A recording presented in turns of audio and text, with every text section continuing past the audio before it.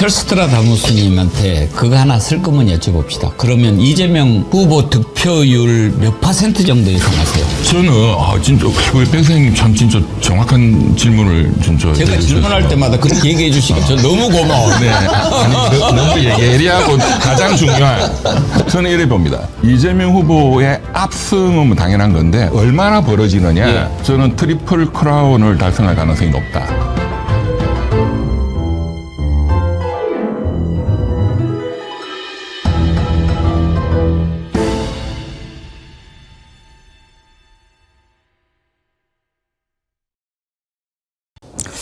시대의 예언가 철스트라다무스 이병철 변호사님 오셨습니다. 어서 오십시오. 반갑습니다.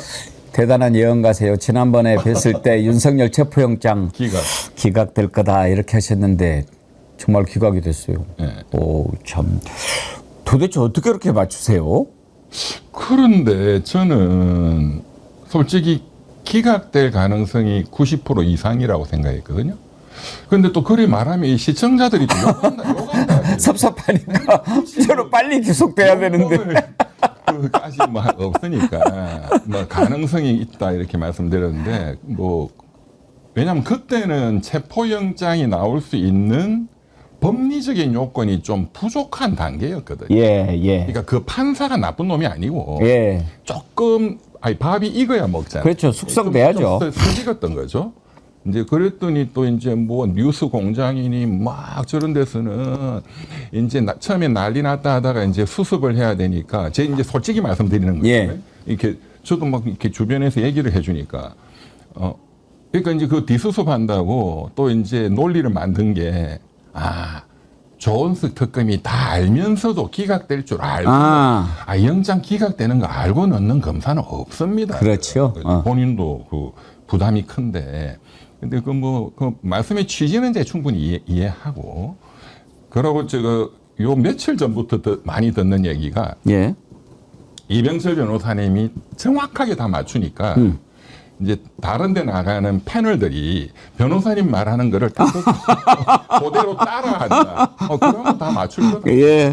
사실 이제 우리가 예언이라고 하는데 예측이 이렇게 맞는 확률이 높은 이유는 그런 거죠. 저는 딱 두 가지라고 봅니다. 지식과 경험. 맞습니다. 이병철 변호사님은 일단 법적인 논리 이런 거 딱 보고 또 경험 같은 거 이렇게 보고 또 상황.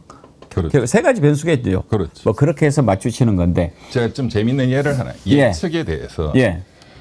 한 20년, 30년 전에 지금은 아닌데 그 당시 이제 우리 IMF 터지고 그때 대한민국의 경제학 교수들 수도 없이 많지만 IMF를 예측한 사람은 한 명도 없었거든요.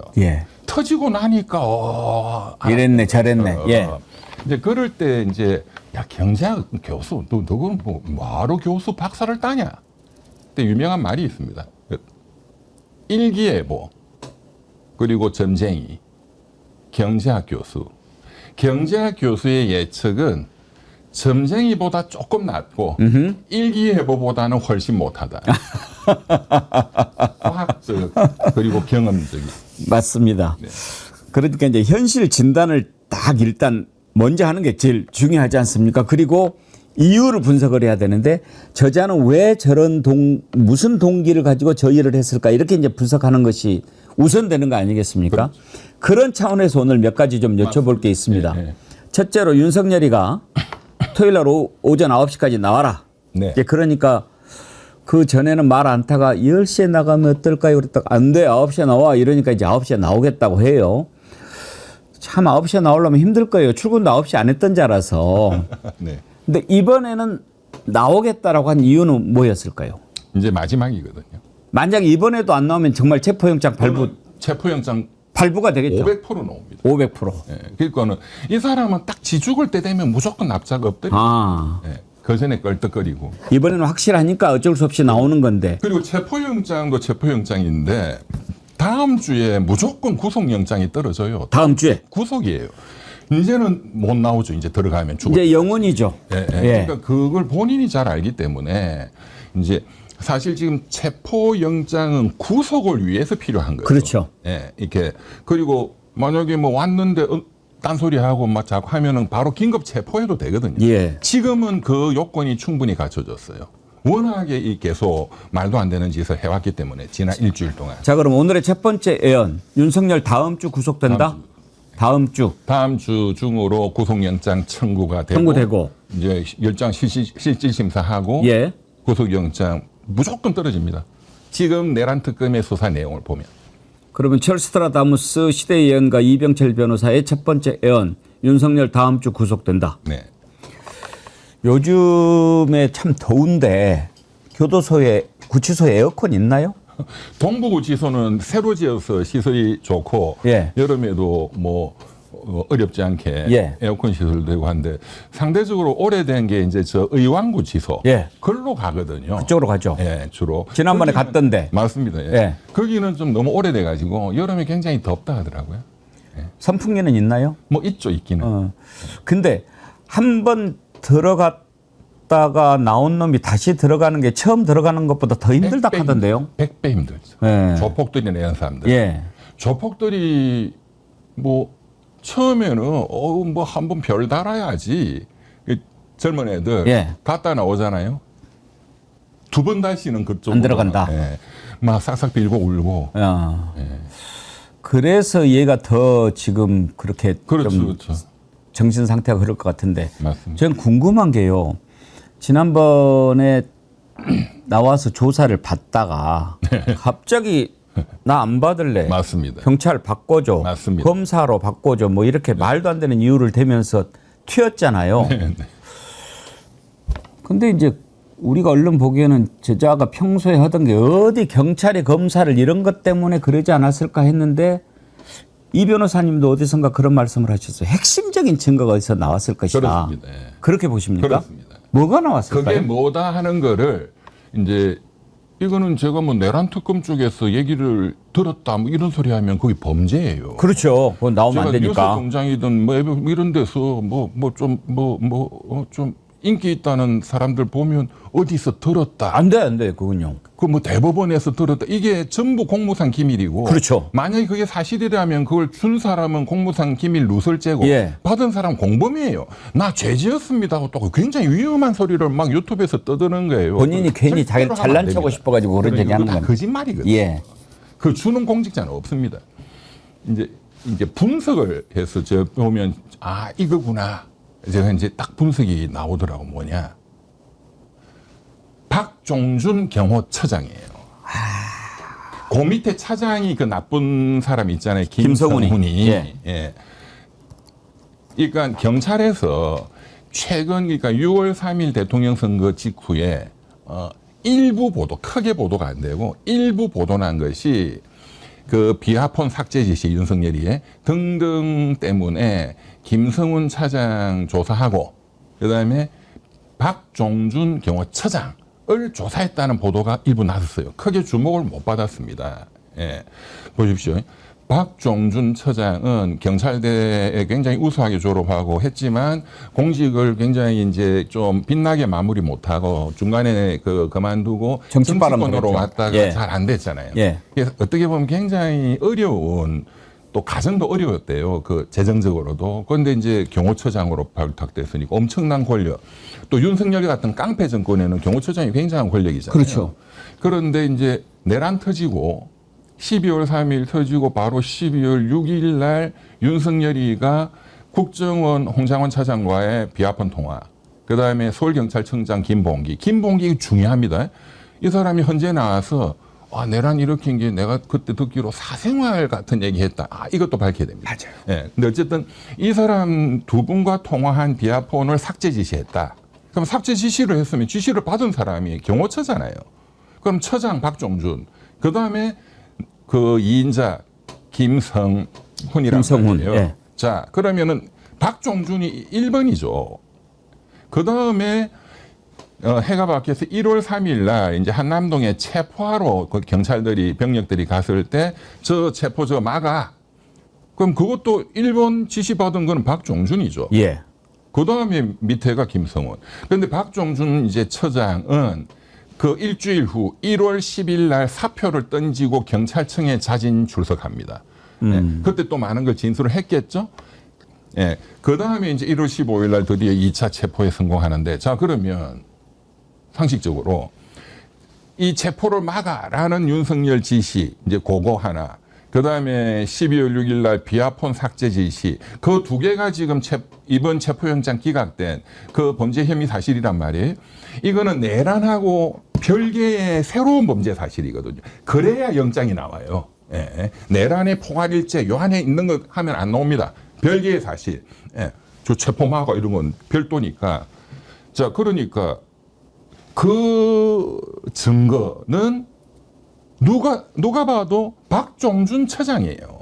1차 증거. 예. 처장한테 지시를 했을 거니까. 그래서 제가 지난 6월 28일 토요일 날 오전에 한 2시간 정도 박 총경이 이제 수사를 했다. 예. 처음에는 잘 받았어요. 나 당신 경찰한테 안 받아라고 안 했다고.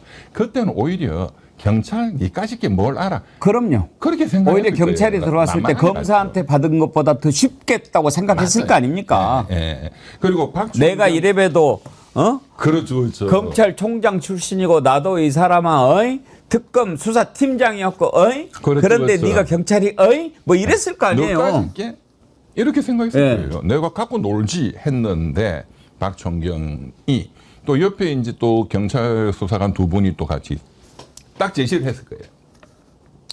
박종준 처장 한테 당신이 지시한 적이 있죠. 없다 하니까 딱 보여줬겠지. 자, 이거는 뭐죠? 어허. 그러면 박종준 처장님과 대질신문 할까요? 어차피 박종준 처장은 대질을 하든 안 하든 영장은 나올 텐데 물증이 있을 거기 때문에 법정에서는 와야 됩니다. 또 증인으로. 그러면 윤석열이하고 법정에서 또 대질하게 돼 있어요. 당신이 내한테 지시했잖아. 그리고 경호처장을 지냈지만 김성훈이한테 워낙 당해가지고 심정적으로 윤석열을 도와주고 싶은 마음이 없을 거예요. 박종준 처장은. 그래서 이제 1월 10일 날 그때 자진 출석하고 사표도 예, 던졌거든요. 예. 그리고 이분은 그래도 이제 좀 정상적인 분이잖아요.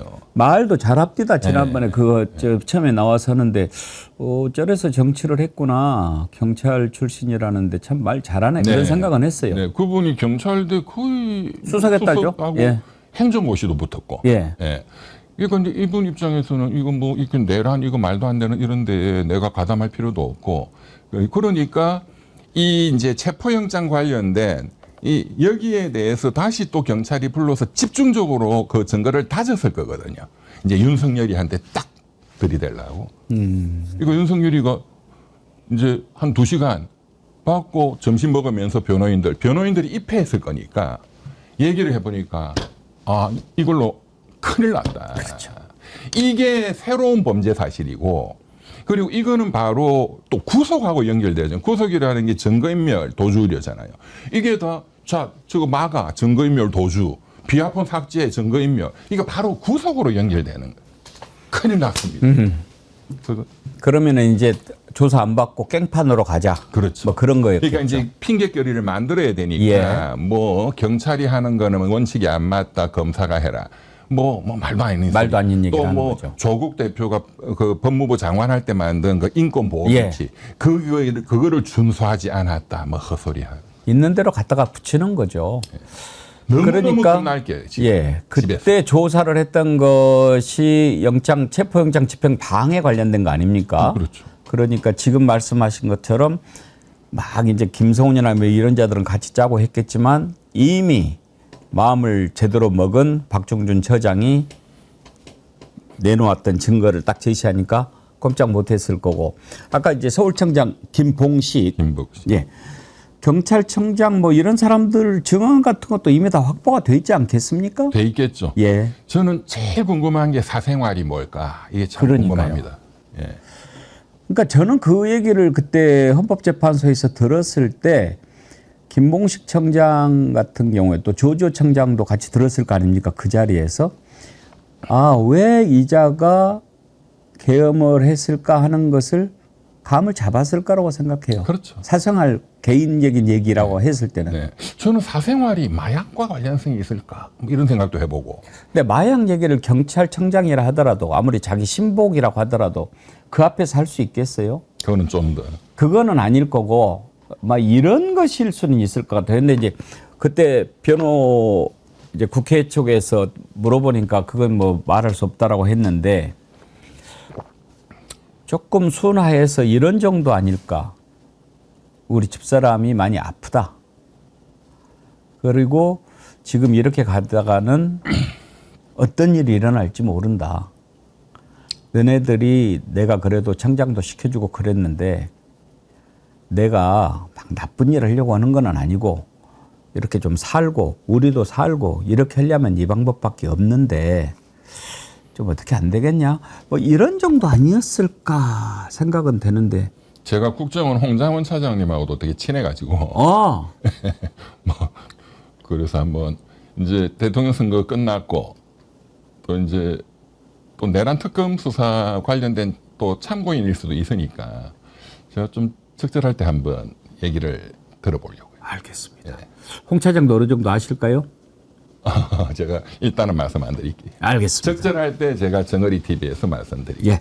자, 일단 첫 번째는 윤석열이 다음 주에 구속될 거다. 그러면 5일 날 나와가지고 9시부터 조사를 받는데 이번에는 이제 뭐 다른 이유로 뭐 거부는 못할 거고 쭉 받을 거 아닙니까? 그 자리에서 긴급 체포하거나 사전 구속영장 발부로 이어질 가능성은 어떻게 보십니까? 긴급 체포 당할 짓을 하지는 않을 거예요. 바보가 아니니까. 네. 예. 그 사람 하여간 완전히 목이 칼이 들어온다 하면은 납죽 엎드리기 때문에 일단은 정상적으로 일단 받고 하루로 될까 뭐 심야 조사를 만약에 동의해서 한다 하더라도 뭐 한 번 정도 더 조사하고 그런 바로 구속영장으로 들어가겠죠. 한 가지 더 지금까지 국민들 앞에 사죄 한마디 하지 않았지 않습니까? 법원에서도 그렇고 특검 나와서도 그렇고 겨우 한마디 한다는 게 저 사람들 보게 좀 비켜주시겠어요 이 말밖에 안 했는데 바짝 엎드린다고 말씀하셨으니까 혹시 이번에는 나오면서 무슨 뭐 한마디 할 가능성은 있다고 보십니까? 안 할 거라고. 안 해요? 그 사람은 겁이 많아요. 아.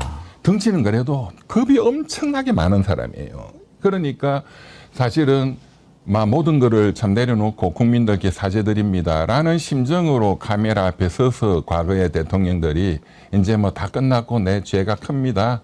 이제 이런 차원에서 국민들께 사죄 발언을 하는 건데 이 사람은 그런 말을 하는 것조차도 겁이 나서 못할 거예요.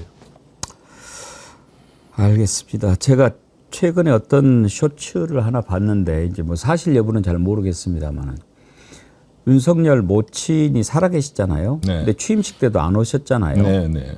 아마 김건희하고 결혼하면서 완전히 의절한 것 같은데 그런 이야기를 하신 것을 들었다고 하는 쇼츠를 봤는데 윤석열이가 아들이지만 네가 대통령이 되면 나라가 망해. 그렇게 얘기를 하셨다라고 네. 들었다라는 얘기를 봤어요. 그래서 그대로 이렇게 어머니가 전혀 모습도 안 일체의 드러내고 진짜 어머니 소식은 안 들려요. 보이질 않죠. 예, 거미줄 최정아님 교도소 경험이 있으신 분이죠.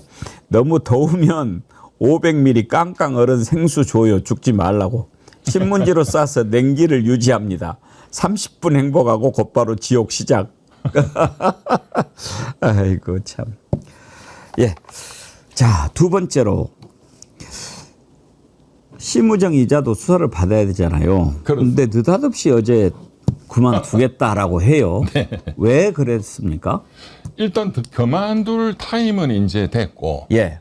왜냐하면 이제 법무부 장관 또 이제 뭐 이 검찰 수뇌부 인사가 막 단행되고 있으니까 본인이 일단 이제는 그만둬야 된다 하는 거는 뭐 적절한 타이밍이라고 봅니다.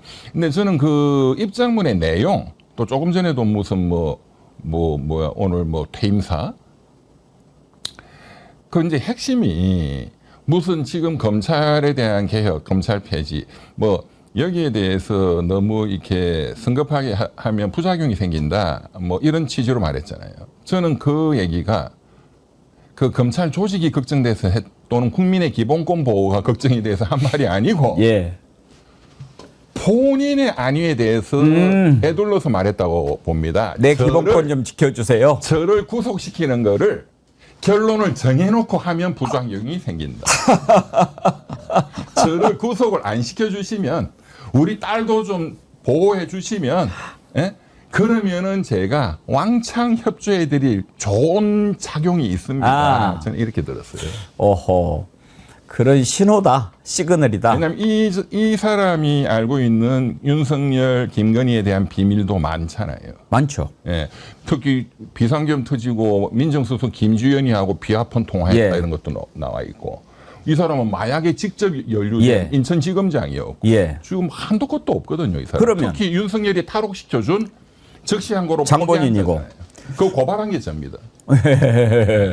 그러면 이병철 변호사님, 심우정이한테 오케이, 네 목숨은 살려줄 테니 이거 다 불래? 그러면 불까요? 그 사람 충분히 불고도 남죠. 불고도 남아요? 먹는 것도 만들어서 불고. 겁이 많으니까. 그 눈이 동그랗게 하고 뭐 얼굴도 이쁘게 생겨가지고 뭐 그냥 겁 덩어리잖아요. 네.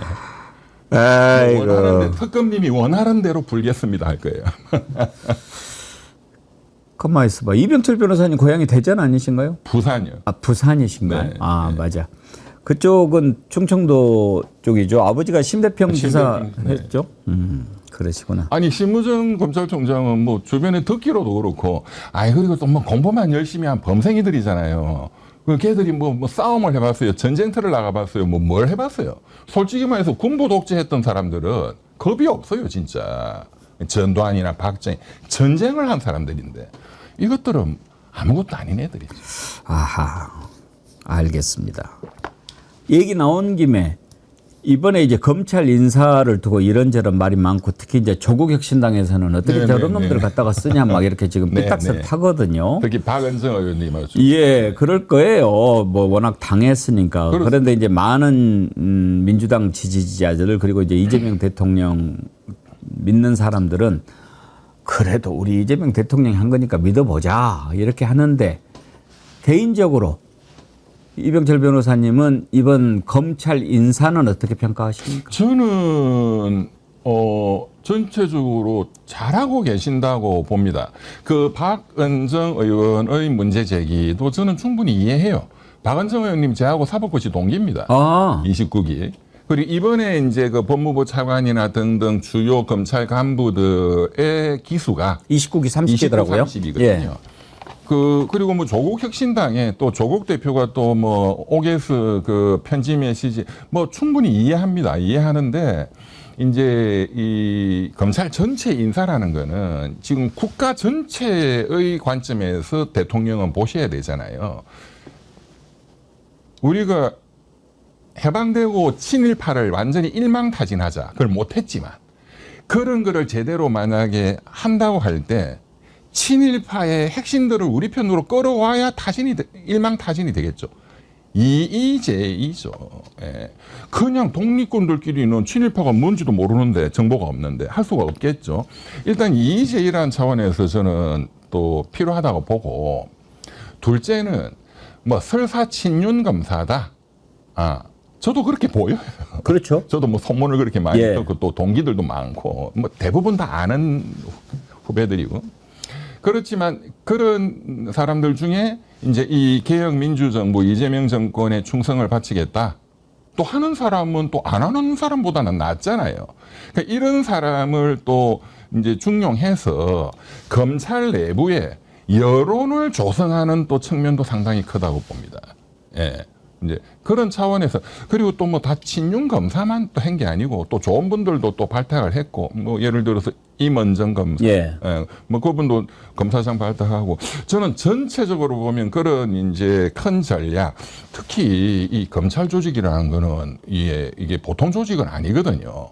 2,000한 몇백 명이 이제 지금 아무 소리도 못 하고, 솔직히 뭐 지네들끼리 무슨 그런 게시판에 글도 못 올리고 있지만 이 사람들을 잘 또 따독여서, 왜냐하면 전체적으로는 선량한 또 검사들이니까 형사부 검사들은 정말 일만 열심히 하는 공무원이에요. 예.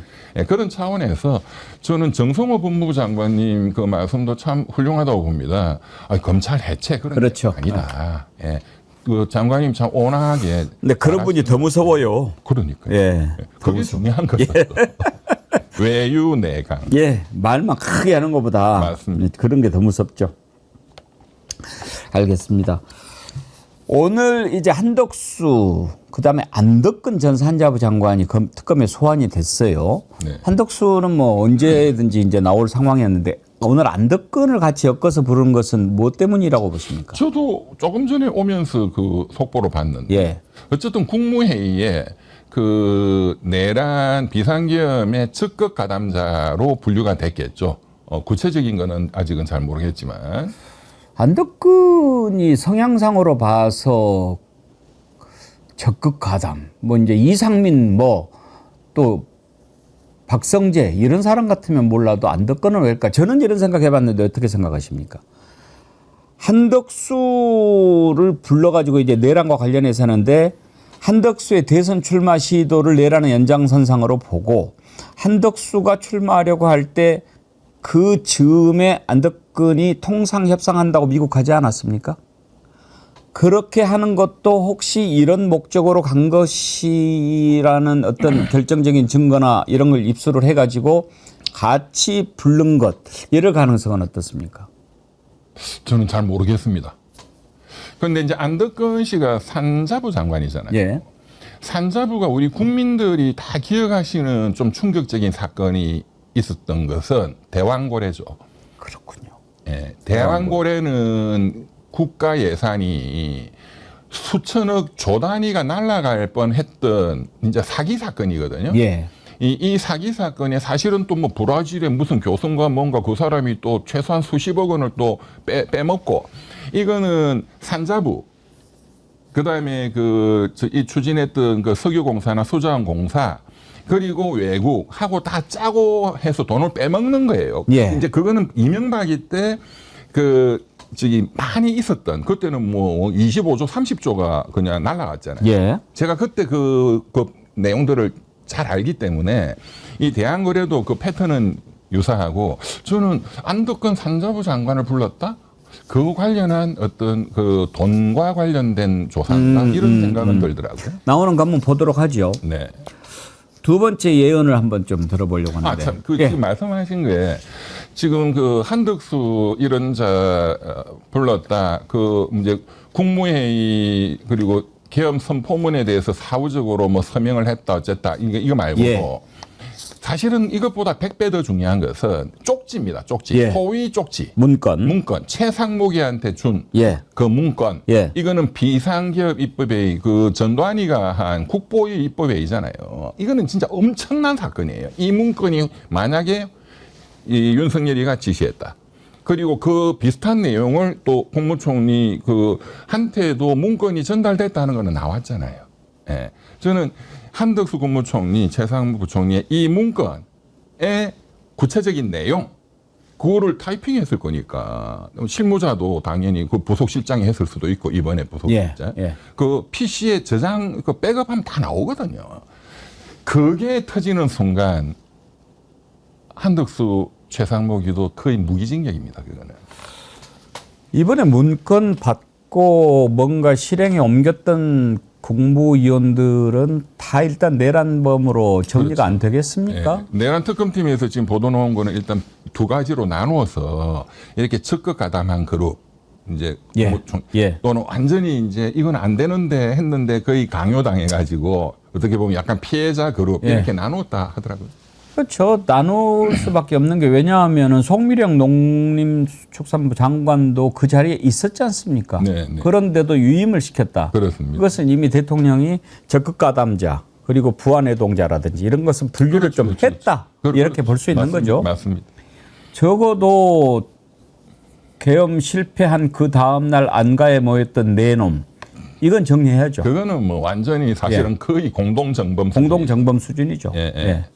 그 자들 이름을 다시 시청자들께 알려드려요. 예. 청와대 민정수석 김주현, 김주현, 행안부 장관 이상민, 이상민, 법제처장 이완규, 이완규, 법무부 장관 박성재 박성재. 전부 서울법대입니다. 3명은 검사 출신이고 이상민이는 판사 출신, 또 충암고고. 이런 이자들은 진짜 무기징역 때려야 돼. 그런데 그 와중에 한덕수가 이완규를 헌법재판관으로 추천하지 않았습니까? 예. 그건 다 큰 그 거대한 플랜들이 또 있었던 거죠. 이완규는 또 시켜주면 열심히 하겠다라고. 자, 곧 다가옵니다. 자, 지금 이제 삼각 파도가 몰아치고 있습니다. 삼각 파도에 걸리면 배가 살아남지 못합니다. 이 파도가 파도를 잡아먹는 거라서 네. 세계 특검이 동시에 가동이 되는데, 제일 먼저 좀 괄목할 만한 성과, 국민들 보기에 이 하고는 한 거 어디가 먼저일 것 같습니다. 김건희 특검, 삼부 토건. 이제 터져 나오죠. 예. 제가 지지난해 말씀드렸지만 예. 3부가 핵심이에요. 김건희 특검법에 16개 범죄 혐의 사실 중에 가장 그 사실 충격적이고 규모가 크고 게이트급 이게 3부 토건 주가 조작 게이트죠. 이거 이미 지금 터져 나오고 있죠. 예. 예. 이걸로 이제 김건희의 영장을 칠 거라고 저는 보고 예. 김건희를 잡아넣기 전에 원희룡이부터 잡혀와야 됩니다. 아. 예, 제가 한번 설명을 드렸죠. 데리고 갔잖아요. 네, 우크라이나에서 예. 또 3부 예. 임원을 데리고 가고 원희룡이 앞장서서 그 짓을 했고 또 원희룡 장관은 제가 뭐 개인적으로 워낙 친한 선배긴 하지만 그리고 양평 그 고속도로 예. 꺾은 거 거기에도 뭐 적극적으로 쉴드를 이게 이 방어를 하고 했던 진짜 김건희의 최고 김건희가 수계라면 바로 그 밑에 주요 임무 종사자죠. 예, 원희룡 장관도 굉장히 운명이 괴로울 것이다. 원희룡 사법 처리 다음에 김건희 뭐 예. 이런 순서로 가지 않을까. 일단 그쪽부터 터져 나올 것이다. 지금 김건희 특검이 민중기 특검이지 않습니까? 이분이 판사 출신이지 않습니까? 그렇습니다. 검사 출신하고 좀 다른 퍼스널리티가 있고 또 이렇게 하는 것도 보면 점잖고 뭐 신중하고 이런 모습인데 그런데 이번에 삼부토건과 관련해 가지고 포괄영장을 청구를 했다고 그래요. 잘 아시다시피 포괄영장은 법원이 잘 발부를 안 해주잖아요. 손기각시키죠. 그런데 판사 출신이 이 특검이 포괄영장을 청구를 한다고 했을 때는 뭔가 그렇죠. 이유가 있을 것 자신이 있으니까. 100% 그러니까. 나온다고 보는 거죠. 그러면 이병철 변호사님도 나올 거라고 보세요? 네, 100%. 포괄영장이 네. 그렇게 어려운데 왜 나올 수 있을까요? 이미 조사가 너무 많이 됐거든요. 금융감독원 조사가 일단 제일 중요한 겁니다. 이제 거기서 조사가 다 됐고 또 남부지검이 또 하고 또 이제 그 서울중앙에서도 또 그 지시하고 해서 이 조사가 워낙 많이 됐어요. 그리고 이복현 건감원장 그 친구가 한 두세 달 전에 사표 내고 도망가면서 또 자기가 살기 위해서 본인은 잡혀간다는 걸 알거든요. 예. 그러면 뭐 그게 본인 또 이제 그 사법 처리를 최대한 막아야 되니까 그런 명분으로 또 상당한 조사들을 또 많이 제가 했다고 제가 그 금융감독원에 제가 얘기를 많이 들었어요. 예. 그래서 건감원 조사가 워낙 물증이 확실하고 그다음에 이제 추가적인 여러 그 검찰의 조사 이런 게 거의 뭐 제가 보기에는 특검이 추가로 조사할 게 별로 없을 정도로 이제 거의 뭐 98% 정도 준비돼 있기 때문에 그런데 이제 계좌 추적을 이제 이렇게 일일이 건별로 하려면 또 지금 시간도 걸리고 또 판사님도 이 정도의 물증들이 제시되면 계좌 추적에 많은 시간이 또 소요되도록 또 놔두지를 않거든요.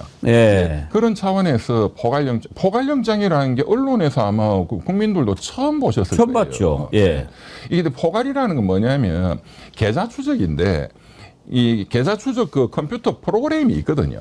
그 컴퓨터 프로그램에 일정한 정보를 입력하면 이게 자동으로 추적을 하는 건데 이제 그걸 여러 사람들 계좌를 계속 추적해서 컴퓨터가 잡아내는 거예요. 근데 이런 거는 이런 중요한 주가 조작이나 이런 금융감독원 조사 사건에서는 포괄영장이 자주 나옵니다. 아. 예, 제가 과거에 금감원 조사국에서 예. 제가 금감원에 근무를 했기 때문에 그러시군요. 예, 금감원 조사국의 주요 뭐 과거에 보면 뭐 재벌 3세 이런 친구들이 그 작전 세력하고 뭐 하고 이런 거는 포괄영장이 바로바로 나옵니다. 그렇게 하지 않으면은 수사가 어렵거든요. 금감원 얘기한 김에 제가 갑자기 궁금한 게 이복현인데요. 이복현을 금감원장에 보냈을 때는 저는 너는 김건희 주가 그 문제 책임져 이렇게 해서 보냈을까라고 보거든요. 그렇죠. 근데 이제 나중에 상법 개정안 놓고 권성동하고 막 싸우고 그랬잖아요. 그거는 어떻게 봐야 됩니까? 그러니까 이복현이도 자기 생각은 있거든요. 예. 본인 출세는 하고 싶고 그러니까 좋다고 갔죠. 또 검찰이 있을 때는 윤석열이 밑에서 또 형님 동생 하면서 으쌰으쌰 다닌 거고 또 건강문장 시켜주니까 좋은 자리 시켜주니까 좋다고 형님 뭐 충성을 바치겠습니다 해 갔죠. 항상 자기 또 밥그릇은 챙기거든요. 다 똑같습니다. 이거 내가 죽겠네. 그러니까 이제 나도 좀 옳은 소리 좀 해야지. 그러니까 막판에 그런 소리를 하잖아요. 처음부터 했으면 저는 진정성을 예. 인정하겠지만. 네. 알겠습니다. 그 다음 제가 궁금한 거 임성근이가 네. 오늘 아마 이제 지금 최혜병 특검 현판식 네. 했고 오늘 바로 부른다고 그랬거든요. 네. 근데 지난번에 막 미리 나와서 설치고 뭐 만나자고 하고 그랬지 않습니까? 그때 임성근이가 먼저 제발로 기어 들어온 이유는 뭐라고 보십니까? 저는 첫째는 조금 정신이 조금은 비정상이다고. 그렇죠? 네, 정신이 약간 정상 아니에요. 정상이 아니다. 왜냐하면 그분은 이전에도 지금 이 최혜병 사건이 한 2년 됐잖아요. 뭐 국회에 나올 때나 보면 좀 정상이 아니다는 느낌을 많이 가졌거든요. 좀 또라이 같아요. 좀 그런 거 아닌가. 그러면 똘끼가 발동해서 왔을 그렇죠. 것이다. 그분도 변호인이 당연히 있겠죠. 절대로 변호사가 그런 짓 하라고 안 하겠죠. 안 하죠. 네. 그러면 오늘 이렇게 이제 핵심 증인인데 핵심 피의자인데 오늘 첫 번째로 불렀다. 그것은 이미 어느 정도 지금 기본이 깔려 있다고 봐야죠. 이미 다 그냥 다 준비되어 있는 거죠. 그러니까 임성근 씨는 아마 지금 조사받으면서 딱딱딱 중요한 물증들 딱딱 보면 그 자리에서 펑펑 울면서 살려주십시오 할 겁니다. 특검한테 준비기간 20일 줬잖아요. 네. 그 20일 동안 사무실 구하고 책상 구하고 이러라고 주겠습니까? 그거는 뭐 행정이 하고 특검보나 그런 사람들은 다 그동안에 부르면은 바로 들어갈 것 다 준비하는 거 아니겠어요? 기록 검토, 기록이 워낙 기록 검토하고 그거를 이제 특검에서 해야 되는 거를 압축하고 그 다음에 시간적으로 누구를 부르느냐 등등에 대해서 이제 전략 전술을 쉽게 말하면 전쟁 작전 계획서를 짜는 게 준비 기간이죠. 자, 그럼 이제 철스트라다무스 이병철 변호사님의 두 번째 예언. 새 특검 통틀어서 1호 구속자는 누가 될까요? 구속자. 그건 다음 주에 윤석열이죠. 윤석열이가? 재구속이죠. 재구속. 김건희가 아니고? 네, 김건희는 조금 시간이 걸릴 겁니다. 왜요? 그러니까 지금 삼부토건 이런 것도 일단은 소환을 그 관련자들을 소환 조사를 해야 되거든요. 일단. 그리고 원희룡이도 해야 되고. 조금 시간이 걸리죠. 그렇게 해가지고 또 그렇게 해서 클라이막스에 김건희를 잡아내야지 작품이 나오잖아요. 메시가 맨 끝에 골을 넣어야지 메시지. 네? 1대1 하는데 관중들이 메시 하는데 5분 1분 남았어요. 그때 메시가 딱 넣어줘야지. 그렇죠. 소설의 단계도 발단 전개 그렇습니다. 뭐 이렇게 해서 절정으로 갈등 절정 이렇게 가는 거 아닙니까? 그러니까. 대단원으로. 경기 시작하자마자 10골 넣으면 관중들 다 집에 가버리죠. 맞습니다. 제일로 재미없는 게 이래 땡 울려가지고 KO 되는 권투가 제일 재미없죠. 그거 진짜 돈 물어줘야 되는 거 아니에요? 그런 거는. 그리고 참 지금 그 말씀하신 임성근 사단장 그 최혜병 특검도 결국은 김건희가 핵심이잖아요. 또. 그거를 외압을 행사하고 한 게 이종호 그 블랙펄 인버스먼트. 그 사람 또 단톡방에 또 나온 게 3부를 체크하라. 그것도 이제 김건희 특검의 3부 토건의 주가 조작하고도 또 바로 연결이 되고. 참, 김건희 정말 대단한 인물입니다. 대단하죠. 두 가지만 더 여쭤보겠습니다. 이진숙. 왜 계속 지금 자기는 그만둘 생각 안 하고 이재명 대통령한테 임기를 대통령과 맞춰주세요. 대통령 몫을 임명해 주세요. 이렇게 말도 안 되는 얘기를 계속 한다고 보십니까? 자기 정치하는 거죠. 그건 뭐 100%죠. 자기 지금 아마 그거 쪽 그 또 뭐 그런 분들은 그 이진석이 잘한다 하고 있을 거예요. 예. 네. 또 그거 유튜브 보니까 또 그런 취지로 또 뭐 방송을 또 많이 하대요. 투사다. 여전사가 나타났다. 내년 아마 지방선거에 나올지. 그러면 더 지금 방통위원장 자리에 있고 싶다는 것보다도 투쟁. 이렇게 해서 한바탕 붙어가지고 탄압받고 이런 인상 줘가지고 다음 지방선거 출마하려고 여기서 분탕질하는 게 본인의 투쟁 경력이죠. 출마하는 것보다 빵집을 여는 게 더 유리하지 않을까요? 그 지금 말씀 나오신 거 좀 중요한 게 지금 이제 그 장관들 임명이 거의 이제 완료 단계잖아요. 이제 국토부 장관, 문체부 장관 남았다 하는데 사실은 완료된 게 아니라 장관급 중에 위원장 3개. 예. 금융위원회, 공정거래위원회, 방통위원회 이 3개는 정말로 중요한 데거든요. 예. 어떤 장관들보다도 특히 이제 공정거래위원회는 대통령께서 지난번 그 재벌 회장들도 불러 모아서 대기업들 이렇게 글로벌 경쟁하는데 정부가 많이 도와주겠다. 그러나 공정한 시장 경제 그걸 유지해야 된다. 그거를 하는 게 공정거래위원회가 굉장히 중요한 데고 금융위원회는 그 주식시장의 작전 세력이나 이런 것을 완전히 이제 정부가 철저하게 이거를 도려내면 주식시장이 더 정상화되고 우리가 부동산에 몰리는 또 자금도 주식으로 오고 해서 대한민국의 어떤 자산 시장이 더 활성화되고 안정이 될 것이다. 이게 대통령 철학이잖아요. 그거를 지금 집행해야 되는 데가 금융위원회거든요. 그러니까 금융위원장은 정말로 중요합니다. 금융위원회가 금융감독원을 또 그 지도 감독을 하거든요. 예. 예. 그 다음에 이제 방통위가 뭐 언론 개혁이 뭐 중요하다는 건 다 아시는 거고 이 3개 위원회는 그렇지만 위원회 조직은 좀 독립적으로 할 필요가 있는 분야다. 그리고 이제 임기가 있죠. 그런데 지금 이진숙 씨, 이 사람 반드시 쫓아내야 됩니다. 그리고 나머지 위원장들도 뭐 임기가 있더라도 교체를 당연히 해야 되겠죠. 그렇죠. 스스로가 물러나는 게 그게 대통령제 취지에 맞죠. 대통령이 바뀌면 이전 대통령 밑에 일했던 분들은 물러나는 게 맞는 거예요. 그게 국민 주권의 뜻에 부합하는 거예요. 그렇지만 끝까지 객이거든요. 나 임기 있잖아. 지금 이진숙이가 딱 그러고 있잖아요. 그러면 이준석이는 스스로는 안 물러나겠네요. 그렇죠. 그러면 이진숙이 캐비넷이 있잖아요. 또 있을 거 아니에요. 검찰은 그런 때 검찰이 있는 거예요. 캐비넷 열면 빵하고 와인만 나올 것 같은데요. 그래서 지금 국정위가 이게 계속 정권 바뀔 때마다 반복되고 있기 때문에 공기업 사장들도 마찬가지고 지금 검찰총장도 임기가 아직 남아있지만 이제 심우정이가 본인 깜빵 때문에 물러갔지만 그래서 이건 제도 개선이 필요하고 대통령제는 대통령 바뀌면 다 바꿔야 되는 거예요. 이제 이거는 이제 그 법률 개정이 필요하다 하는 국정이 그게 맞는 거예요. 예. 끝으로 판사들도 이제 한번 봐야 되잖아요. 조희대. 네네. 어떻게 될까 하는데 이상준님이요.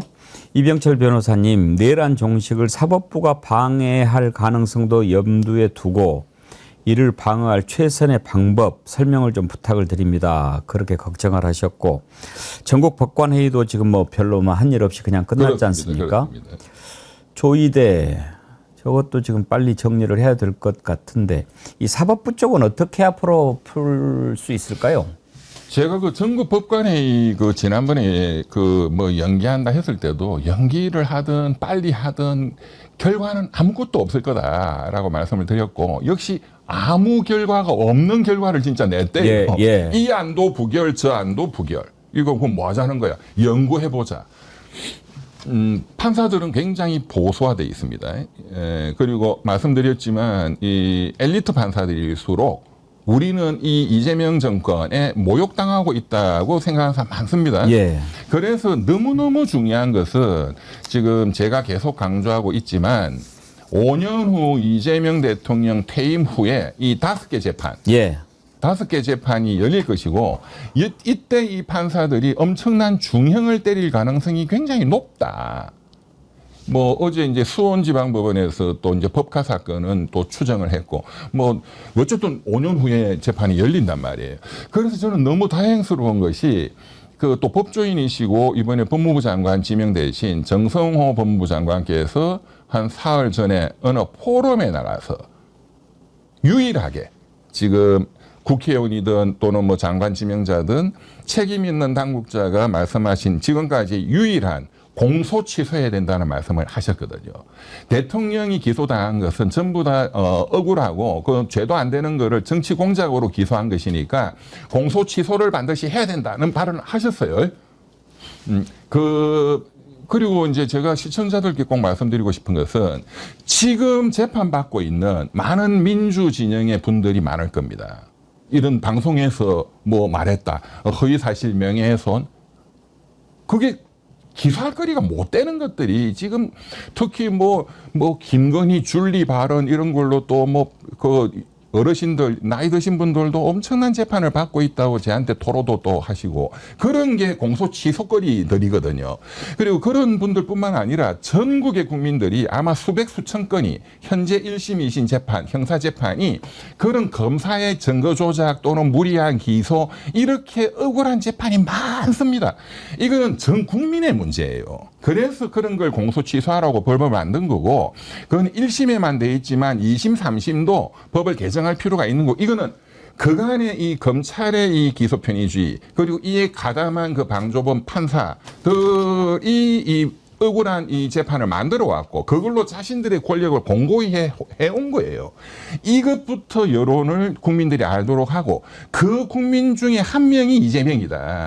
그래서 이걸 해결해야 된다. 이게 저는 이제 그 시작이 이제 법무부 장관 정성호 법무장관님의 그 발언이 이제 시작점이다. 여론을 모으는. 그렇게 알겠습니다. 오늘도 명쾌한 분석, 예리한 통찰 감사합니다. 감사합니다. 네. 철스트라다무스의 시대연 이병철 변호사님 함께 했습니다. 다음 주에 윤석열 구속된다 이 예언 너무너무 기대되지 않습니까? 여러분 이왕이면 다음 주에 이병철 변호사님 나오실 때 딱 맞춰가지고 하면은 정말 좋겠는데.